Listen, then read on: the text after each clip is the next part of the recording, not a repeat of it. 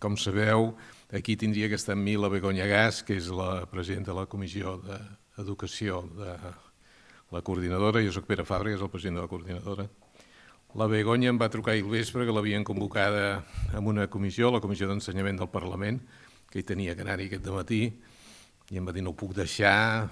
Bueno, és evident que pels interessos de l'ensenyament d'aquest país jo crec que és bo que la Begoña estigui en el Parlament en aquests moments, que segur que representa molt bé aquests interessos. Per tant, si us sembla, ja us explico en 5 minuts què és la coordinadora. Molts de vosaltres ja ho sabeu, però la Coordinadora Catalana de Fundacions es va inventar, es va constituir l'any 1983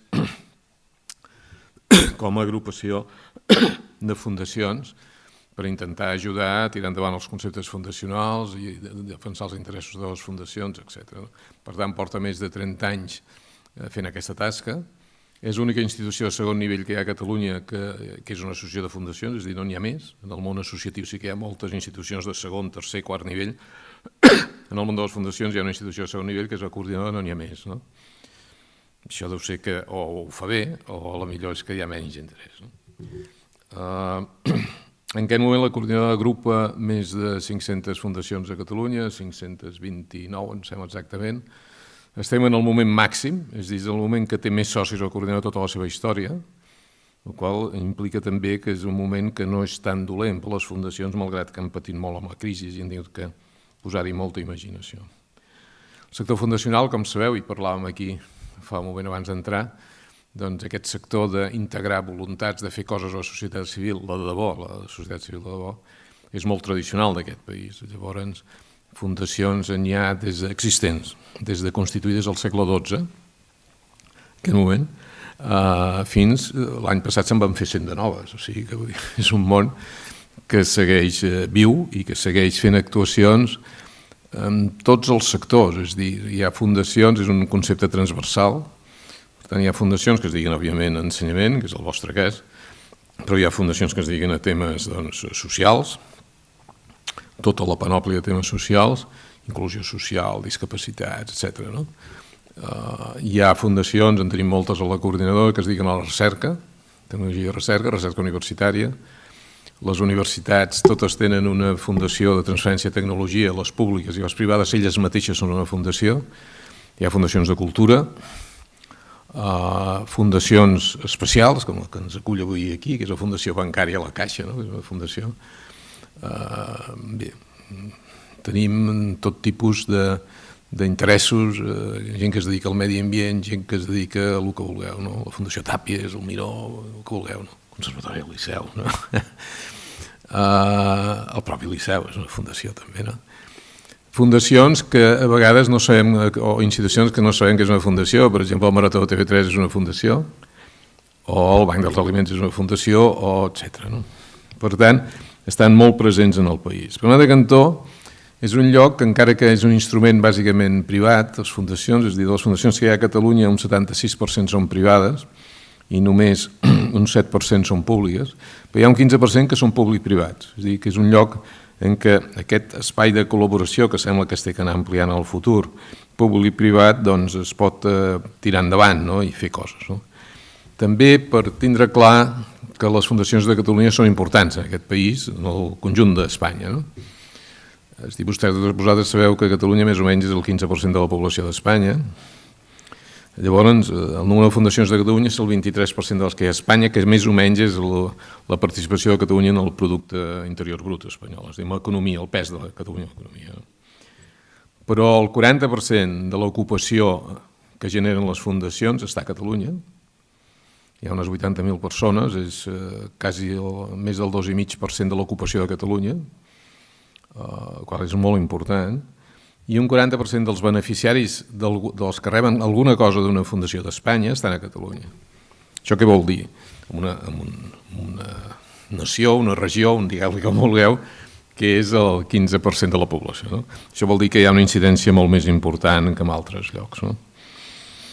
Bé, també tenim una distribució bastant equilibrada, és a dir, de les fundacions de Catalunya, òbviament, el centralisme de Barcelona hi és i, per tant, el 50% més o menys estan a Barcelona, però l'altre 50% estan pel territori. I pel territori vull dir per totes i cada una de les comarques de Catalunya, és a dir, n'hi ha per tot arreu, de fundacions grans, petites, que es dediquen a una cosa, es dediquen a una altra. No? La coordinadora quina feina té? Quines finalitats té, d'acord amb els seus estatuts? Bàsicament tenim que fer 3 coses. Una, representar el sector fundacional, davant de l'administració, davant dels mitjans de comunicació, etc., perquè és l'única organització, diguem, que integra el sector fundacional. Estem inscrits en el registre de grups d'interès de la Generalitat i ara ens inscrivem el que acaben de posar, d'obrir la guixeta al Parlament, no? Perquè, bueno, estem aquí. L'altra funció és de fer que les fundacions entre elles es coneguin, es relacionin, els que es dediquen al mateix facin coses junts. Això ho fem a través de les comissions, tenim 3 comissions. La més antiga és la Comissió d'Educació, que es va crear l'any 95, que és el que ha organitzat aquest acte, que presideix el Begoña Gasc.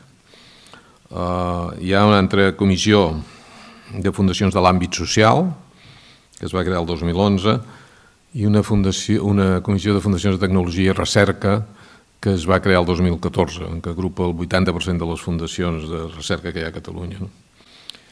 El tema de la comissió, ja que no hi ha la Begoña, el tema de la comissió d'ensenyament, veurem un vídeo que ens explicarà què fa, que dura 2 minuts, però el que és important és que és una taula, des de la meva perspectiva, en què integra els diferents components del sector ensenyament en una taula única. Vull dir que hi ha des de, diguem, les institucions que es diguen a l'ESO batxillerat, diguem, clàssic, per d'alguna manera, fins a institucions que es dediquen a temes de formació professional o de segona oportunitat, etc. I això està en una sola taula. Jo crec que això té un valor perquè això és molt difícil de trobar, per no dir impossible, en altres contextos, no?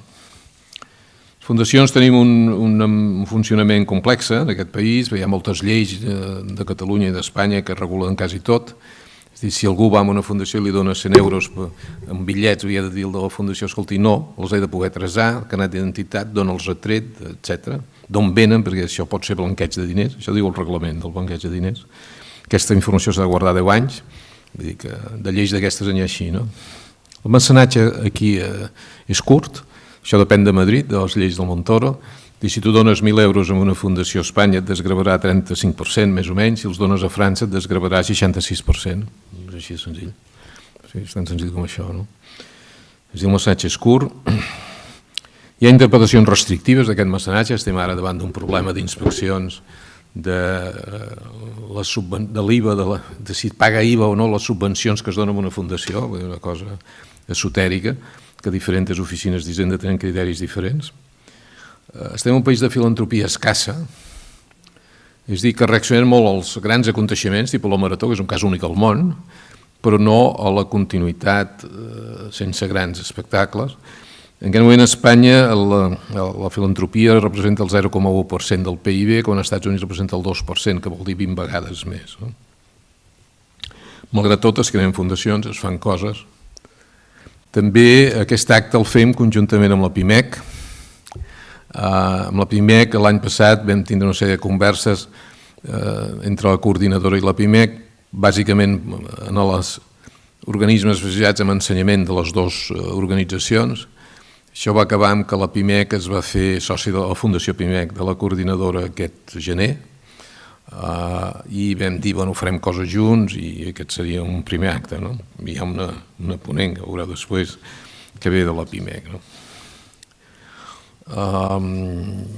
Jo estic acabant, és a dir, per què tractem el tema de la conciliació laboral? I suposo que això ho explicareu, no? Però jo crec que el tema de la conciliació és un tema que està en els diaris, per dir-ho d'alguna manera, està en la conversa, està en la discussió, que tothom en parla i potser poca gent ha fet l'esforç de profunditzar i saber de què va això, no? Per tindre una opinió més o menys fonamentada. Conciliació pot ser un senzill canvi de nom, jo que soc mig historiador, tornar a posar aleshores el nom que tenien a principis del segle XX, que és l'hora del sol, i ens donaríem compte que allò que tenien a les dues, diem a les 12, no? Sense fer res més, perquè són les 12 del sol. O poden ser altres coses.